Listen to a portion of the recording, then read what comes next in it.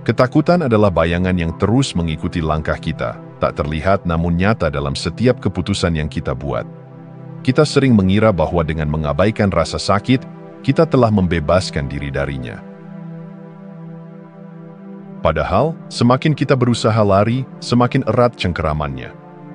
Seperti akar yang tumbuh di bawah tanah, ketakutan yang tak dihadapi akan terus menjalar, menembus ke dalam setiap aspek kehidupan kita. Membentuk pola pikir, menentukan reaksi, dan bahkan mengarahkan jalan yang kita pilih tanpa kita sadari. Pernahkah kita merasa ada sesuatu yang menahan kita di tempat yang sama?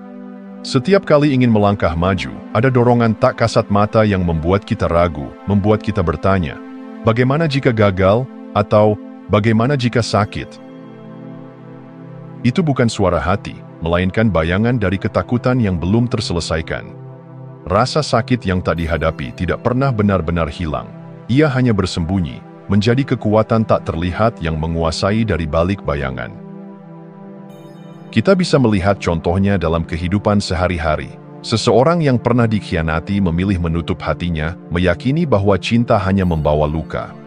Mereka mungkin berpikir bahwa mereka telah mengendalikan hidup mereka dengan menghindari hubungan yang bisa melukai mereka lagi. Namun, tanpa sadar, justru ketakutanlah yang mengendalikan mereka.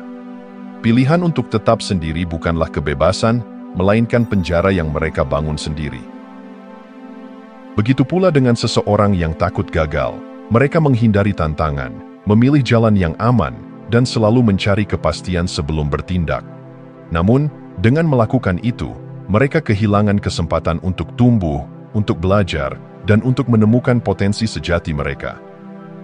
Takut gagal bukanlah sekadar kecemasan, itu adalah rantai yang menahan seseorang dari kemungkinan hidup yang lebih besar. Namun, apa yang kita hindari seringkali adalah pintu menuju transformasi terdalam. Rasa sakit yang kita takutkan sebenarnya adalah guru yang menunggu untuk mengajarkan sesuatu yang penting. Luka dari masa lalu bisa menjadi awal dari kebangkitan, bukan akhir dari perjalanan. Ketika kita berani menghadapi ketakutan, kita merebut kembali kendali atas hidup kita. Bayangkan seseorang yang akhirnya memutuskan untuk menghadapi ketakutannya, entah itu berbicara di depan umum, meninggalkan pekerjaan yang tidak lagi sesuai, atau berdamai dengan masa lalunya. Mereka mungkin merasa takut, gemetar, dan hampir menyerah. Tapi setelah melangkah, mereka menyadari sesuatu. Ketakutan itu tak sebesar yang mereka bayangkan. Ia hanya tampak besar selama mereka membiarkannya tumbuh dalam pikiran mereka. Maka, pertanyaannya adalah, apakah kita ingin terus dikendalikan oleh ketakutan, atau apakah kita siap untuk mengambil kendali kembali? Kehidupan yang sejati tidak terletak dalam kenyamanan tanpa tantangan, melainkan dalam keberanian untuk menghadapi apa yang selama ini kita hindari.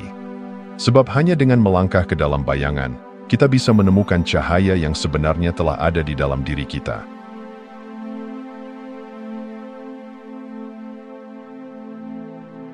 Kita sering bertanya, mengapa hidup begitu sulit? Atau, mengapa harus aku yang mengalami ini?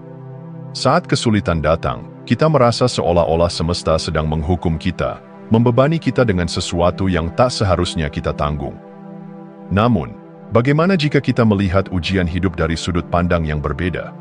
Bagaimana jika kesulitan bukanlah kutukan, melainkan pemurnian? Seperti emas yang harus dilebur dalam api untuk menghilangkan kotoran yang melekat padanya, jiwa kita pun melewati proses serupa.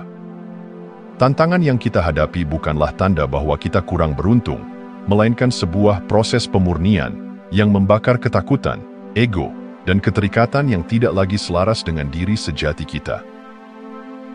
Kita seringkali tidak menyadari bahwa ada beban yang telah lama kita bawa, keyakinan yang membatasi, luka yang belum sembuh, atau pola pikir yang menghambat pertumbuhan kita.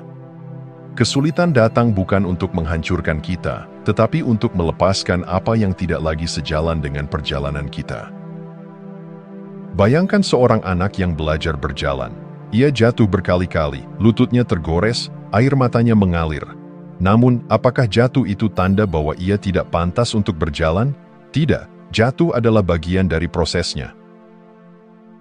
Setiap kali ia bangkit, tubuhnya semakin kuat, keseimbangannya semakin baik, dan akhirnya Tanpa ia sadari, ia mampu berlari. Begitu pula dengan hidup kita. Setiap tantangan yang kita hadapi bukanlah tembok yang menghalangi jalan, tetapi batu loncatan menuju kebangkitan. Ada saatnya kita merasa hancur, seolah dunia tidak memberi kita jalan keluar. Namun, dalam kehancuran itulah kita menemukan diri kita yang sesungguhnya. Seekor ulat harus melewati kegelapan kepompong sebelum ia bisa menjadi kupu-kupu. Seorang pejuang harus menghadapi pertempuran sebelum ia bisa disebut pemenang. Kita tidak akan pernah tahu seberapa kuat kita sampai hidup menguji kita. Lebih dari sekadar ujian, kesulitan adalah persiapan. Tidak ada yang terjadi tanpa alasan. Setiap rasa sakit yang kita alami, setiap air mata yang kita tumpahkan, sedang membentuk kita menjadi seseorang yang lebih siap untuk masa depan. Orang yang tidak pernah menghadapi kesulitan tidak akan memiliki ketahanan. Seorang pemimpin yang tidak pernah merasakan pahitnya kegagalan tidak akan memiliki kebijaksanaan. Segala yang kita lalui sedang melatih kita untuk sesuatu yang lebih besar. Jadi, alih-alih bertanya, "Mengapa ini terjadi padaku?" Cobalah bertanya, "Apa yang ingin hidup ajarkan kepadaku?" Jawabannya mungkin tidak langsung terlihat, tapi percayalah, suatu hari nanti kita akan melihat ke belakang dan menyadari bahwa setiap tantangan yang kita lalui adalah bagian dari perjalanan yang indah, bukan untuk menjatuhkan kita, melainkan untuk membawa kita lebih dekat pada diri kita yang paling sejati.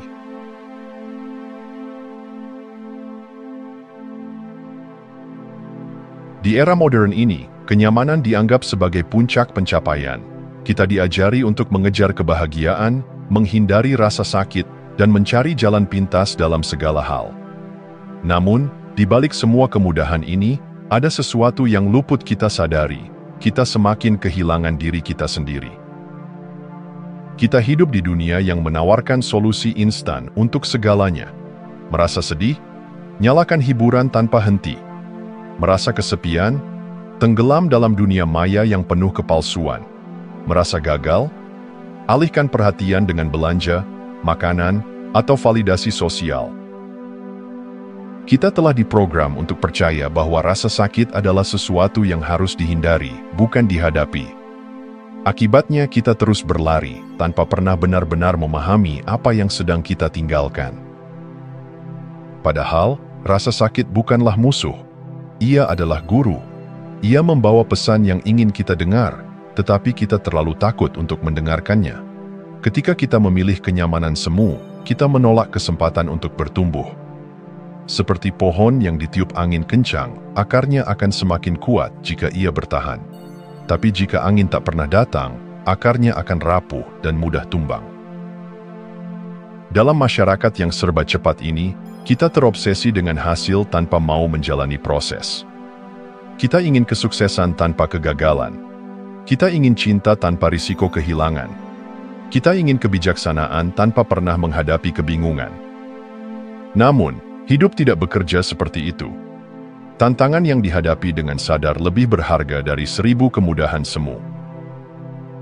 Lari dari rasa sakit bukan hanya membuat kita lemah, tetapi juga menciptakan ilusi bahwa kita baik-baik saja.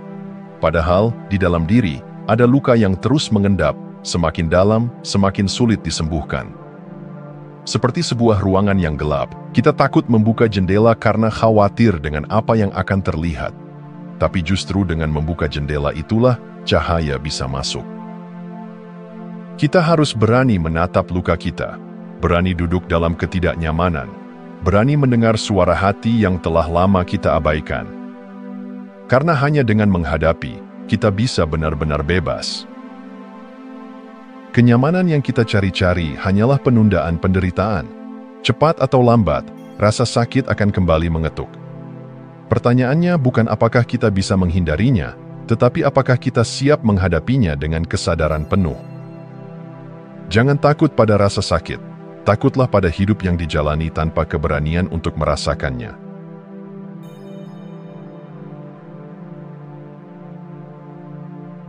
Ketika ujian hidup datang, kita sering bertanya, mengapa ini terjadi padaku? Kita merasa dihukum, merasa dunia tidak adil, dan bertanya-tanya kapan semua ini akan berakhir.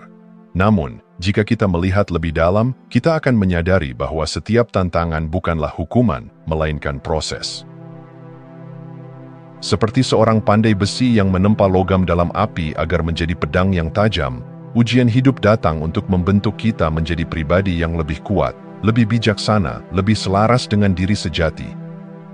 Ada 3 tujuan ilahi dari setiap ujian, yaitu pemurnian, penyingkapan, dan persiapan. 1. Pemurnian, melepaskan ketakutan, keterikatan, dan batasan. Ujian hidup adalah api yang membakar segala sesuatu yang tidak lagi kita butuhkan. Ketakutan yang menghalangi kita melangkah, keterikatan yang membuat kita terjebak dalam ilusi, serta batasan yang selama ini kita ciptakan sendiri, semua itu perlahan diuji hingga kita tidak punya pilihan selain melepaskannya. Kita sering bertahan pada hal-hal yang sebenarnya menyakiti kita, hubungan yang tidak sehat, identitas palsu, ambisi yang berakar pada ego. Ketika ujian datang, kita dipaksa untuk bertanya, apakah ini benar-benar bagian dari diriku, atau hanya sesuatu yang aku genggam karena takut kehilangan? Dan dalam jawabannya, kita menemukan kebebasan. 2. Penyingkapan, menemukan kekuatan dan hikmah yang tersembunyi. Banyak orang tidak menyadari betapa kuatnya mereka sampai kehidupan menguji mereka di batas tertinggi. Ujian bukan hanya tentang kehilangan atau kesakitan, tetapi juga tentang penyingkapan, membuka tirai yang selama ini menutupi kekuatan sejati kita. Di saat sulit, kita menemukan ketabahan yang tak pernah kita kira ada dalam diri kita. Di dalam penderitaan, kita menemukan empati yang lebih dalam. Di tengah kehancuran, kita menemukan makna yang lebih besar. Hidup selalu memiliki cara unik untuk menunjukkan kepada kita bahwa kita lebih dari sekadar apa yang kita pikirkan. 3. Persiapan, membentuk diri untuk masa depan dan takdir agung. Tidak ada ujian yang datang tanpa alasan. Setiap tantangan adalah latihan bagi kita untuk sesuatu yang lebih besar. Kita mungkin tidak bisa melihatnya sekarang, tetapi di suatu titik, semua kepingan puzzle akan menyatu. Orang-orang yang telah menghadapi badai besar dalam hidup, seringkali menjadi mereka yang membawa cahaya bagi orang lain. Mereka yang pernah terluka dalam-dalam, seringkali menjadi penyembuh terbaik. Mereka yang pernah kehilangan segalanya, akhirnya menemukan sesuatu yang jauh lebih berharga daripada apa yang mereka kejar sebelumnya. Hidup tidak pernah terjadi kepada kita. Hidup selalu terjadi untuk kita. Setiap ujian adalah bagian dari rancangan besar yang lebih indah dari yang bisa kita bayangkan. Satu-satunya pertanyaan adalah, apakah kita mau mempercayai prosesnya?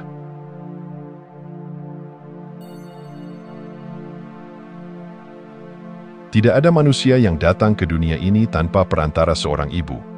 Ia adalah gerbang kehidupan, wadah yang melahirkan, dan pelindung di hari-hari pertama kita. Namun, hubungan dengan ibu seringkali menjadi salah satu yang paling rumit dalam hidup. Ada yang penuh kasih, ada yang menyisakan luka, ada yang menjadi sumber kehangatan, ada yang justru terasa jauh. Namun apapun bentuknya, sosok ibu mengajarkan kita sesuatu yang jauh lebih besar daripada sekadar hubungan antara orang tua dan anak. Ia adalah refleksi dari energi penciptaan, wujud nyata dari cinta yang memberi tanpa meminta kembali. Ketika kita memahami makna terdalam dari ibu, kita mulai memahami bagaimana semesta bekerja, bagaimana kehidupan memberi, bagaimana kasih sayang sejati tidak selalu sesuai ekspektasi kita, dan bagaimana menerima kehidupan apa adanya adalah kunci menuju kebebasan batin. Tidak ada ibu yang sempurna, seperti tidak ada manusia yang sempurna. Namun, satu hal yang tidak bisa disangkal, ia adalah perantara yang membawa kita ke dunia ini.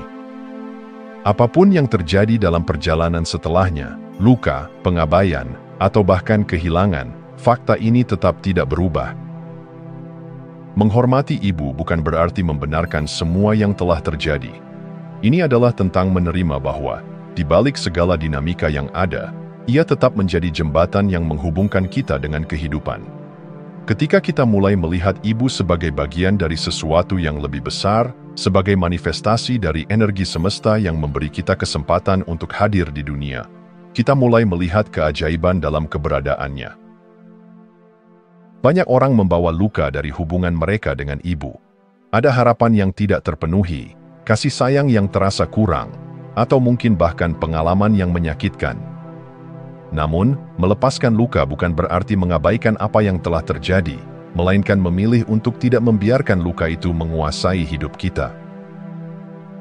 Pengampunan bukan tentang mengatakan bahwa segalanya baik-baik saja. Pengampunan adalah tentang membebaskan diri kita dari belenggu masa lalu, agar kita bisa bergerak maju tanpa membawa beban yang tidak perlu. Menghormati ibu tidak selalu berarti harus dekat dengannya secara fisik, tetapi tentang merelakan ekspektasi yang pernah ada, dan menerima bahwa perjalanan setiap jiwa memiliki alasan tersendiri. Luka yang datang dari ibu seringkali adalah luka yang paling dalam, karena dari sanalah kita pertama kali belajar tentang cinta.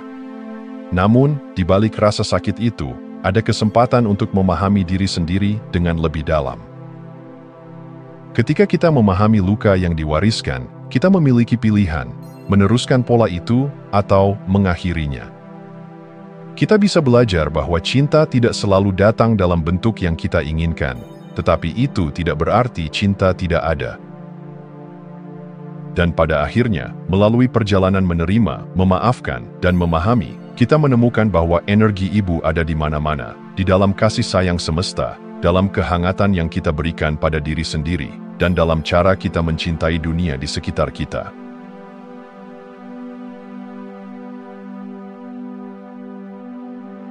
Dalam kehidupan tidak ada yang terhindar dari tantangan. Setiap orang, tanpa kecuali, akan menemui ujian yang menguji ketahanan, keberanian, dan keyakinannya. Namun, yang membedakan satu individu dari yang lain bukanlah ada atau tidaknya tantangan, melainkan bagaimana mereka meresponsnya. Apakah mereka memilih untuk menghadapinya atau melarikan diri? Dunia modern menawarkan begitu banyak jalan pintas untuk menghindari rasa sakit. Media sosial menjadi pelarian dari kesepian, hiburan tanpa akhir menjadi cara untuk menghindari ketidaknyamanan batin, dan pencarian kepuasan instan menggantikan perjalanan mendalam untuk menemukan makna sejati. Tetapi, setiap kali kita memilih lari, kita sebenarnya menunda kebangkitan yang menanti di balik tantangan tersebut. Di era digital ini, segalanya bisa dengan mudah mengalihkan perhatian kita dari kenyataan yang harus dihadapi. Kita terjebak dalam kesibukan, tenggelam dalam rutinitas, mencari hiburan yang sejenak menenangkan tetapi tak pernah benar-benar menyembuhkan. Namun, lari dari tantangan tidak pernah benar-benar membebaskan kita. Justru sebaliknya, masalah yang dihindari hanya akan tumbuh semakin besar, seperti bayangan yang mengikuti langkah kita, semakin pekat saat kita berpaling darinya. Kita sering lupa bahwa tantangan bukan musuh. Mereka hadir bukan untuk menghancurkan, melainkan untuk membentuk kita. Tetapi selama kita sibuk menghindar, kita kehilangan kesempatan untuk memahami apa yang sebenarnya ingin diajarkan kehidupan kepada kita.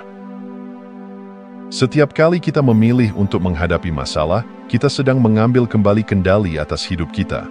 Tidak lagi dikendalikan oleh ketakutan, tidak lagi dikejar oleh bayangan yang kita tolak untuk hadapi. Menghadapi tantangan tidak berarti kita tidak akan merasa sakit, tidak berarti kita akan langsung menemukan jawaban.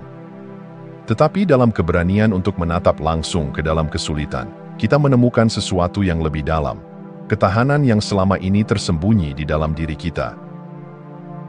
Tidak ada kebangkitan tanpa keberanian, tidak ada kebebasan sejati tanpa kesediaan untuk melewati jalan yang sulit.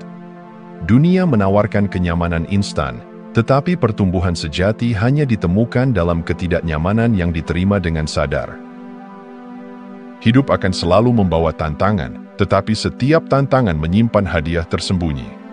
Ketika kita berhenti melawan, berhenti menghindar, dan mulai berkata "ya" pada setiap proses yang datang, kita mulai memahami bahwa kehidupan tidak pernah berusaha menghancurkan kita. Sebaliknya, kehidupan selalu berusaha membangkitkan kita. Setiap kesulitan adalah undangan untuk menjadi lebih kuat, lebih bijaksana, dan lebih selaras dengan diri sejati. Dan hanya mereka yang berani menghadapi, yang pada akhirnya akan menemukan kebebasan sejati.